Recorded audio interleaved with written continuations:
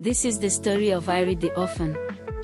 The rain poured heavily that evening, drumming on the roof like the world was crying with her.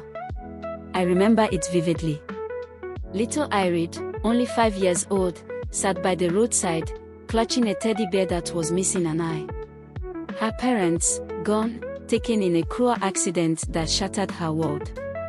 I was there, standing in the shadows, watching the neighbors whisper and shake their heads. "Poor child," they said, but no one stepped forward to take her in. Her uncle finally did. Not out of love, but obligation. He brought her to his house, and I can't forget the way she clung to his sleeve, desperate for comfort. But comfort never came. Irede was not treated like family there. No, she was treated like a burden. They locked her in a small, cold room at night. They beat her for the smallest mistakes. Food. Most times, they gave her scraps or nothing at all. But she never cried in front of them. She never let them see her pain. I watched her grow thin and pale, but her eyes, they never lost their light. Despite it all, she went to school. She loved to learn. Even when she had to walk miles barefoot because they refused to give her transport money, she showed up. And somehow, by sheer will, she finished secondary school. The day she left that house was a day I'll never forget. She packed her few belongings, just a threadbare dress, a worn-out notebook, and that one-eyed teddy bear, and left for the city. She had nothing, yet she carried hope like a shield. In the city, life was no kinder. I saw her sleep on benches, sell water on the streets, and scrub floors in strangers' houses. But she never gave up. She kept pushing forward, one step at a time. And then, Mrs. Ikoko entered her life. A kind woman with a heart as big as the sky. She saw Irede selling oranges by the roadside and stopped to talk to her. I don't know what passed between them, but that was the day everything changed. Mrs. Ikoko took her in, gave her a home, and treated her like a daughter. For the first time in years, Irede felt what love meant, true, unconditional love. Mrs. Ikoko didn't just provide a roof over her head and food on the table. She gave her something far greater, belief in herself. She would sit with Irede at night, helping her with her assignments, encouraging her to dream big, and reminding her that her past didn't define her future. It wasn't easy at first. Irede struggled to believe she deserved this kindness. But slowly, the walls around her heart began to crumble. She poured herself into her studies with the same determination that had carried her through the years of pain. And Mrs. Ikoko was there every step of the way, cheering her on when she succeeded, lifting her up when she stumbled. When the day finally came for Irede to step onto the university campus as a student, she stood in awe. The little girl who once slept hungry and walked miles to school was now standing among students who had never known hardship. She promised herself that she would make the most of this chance, not just for her, but for the memory of her parents and for every child out there who felt like the world had forgotten them. And she did. Irede studied hard, pouring her heart into every lecture, every assignment, and every exam. It wasn't long before her professors began to notice her brilliance and resilience. By the time she graduated with honors, she had not only transformed her life but had also proven to herself and the world that nothing could break her spirit.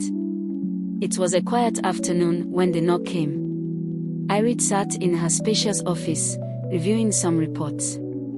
The knock startled her, not because it was unexpected, but because of who she saw when she looked up. Her uncle stood there, his face aged far beyond his years, with his wife beside him. They both looked nervous, shifting their weight from foot to foot. The once intimidating man who had loomed over her during her childhood now looked so small. "Irede," he began, his voice barely above a whisper. We've come to ask for your forgiveness." She froze for a moment, staring at them. The memories flooded back, the locked doors, the hunger, the beatings, the countless nights she cried herself to sleep. And now, Here they were, standing in front of her, seeking mercy. "Irede, please," his wife added, her voice trembling. "We were wrong. So very wrong. We thought we were teaching you discipline, but we were cruel. We were heartless. And we are so sorry." For a long time, she didn't speak. She just looked at them, her heart heavy with the weight of their words and the pain of her past. She could feel the anger bubbling up, the desire to lash out and remind them of everything they had done to her. But then, she took a deep breath and reminded herself of who she was now. "You did more than wrong me," Irede finally said, her voice calm but firm. "You tried to break me.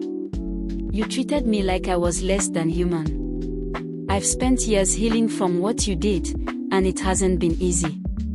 Her uncle lowered his head, his shoulders shaking. "We've lost everything," he said quietly.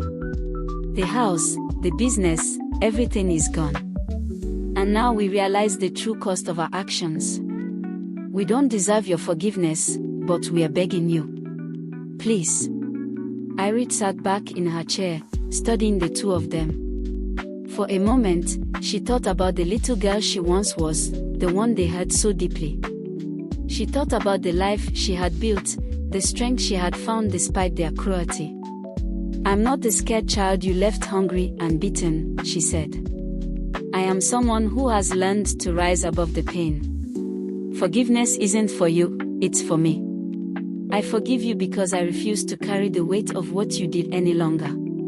Tears streamed down their faces as they fell to their knees, thanking her.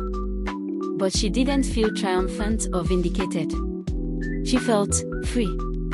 "I forgive you," she repeated, her voice steady. "But forgiveness doesn't mean forgetting. You taught me what I never want to be, and for that, I thank you. Now, go and make things right with your own lives." As they left her office, she felt a weight lift off her shoulders.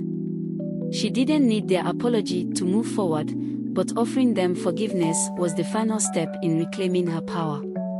Irede stood by the window, looking out at the bustling city below. She had survived the storm, and now, she was stronger than ever. Today, I watch her walk into a grand office as a bank executive. She wears a suit that fits her like it was made for her, and her smile lights up the room. She's not the scared little girl clutching a teddy bear anymore. She's strong. She's powerful. She's Irede. Her story reminds me that even in the darkest moments, there's a spark of hope.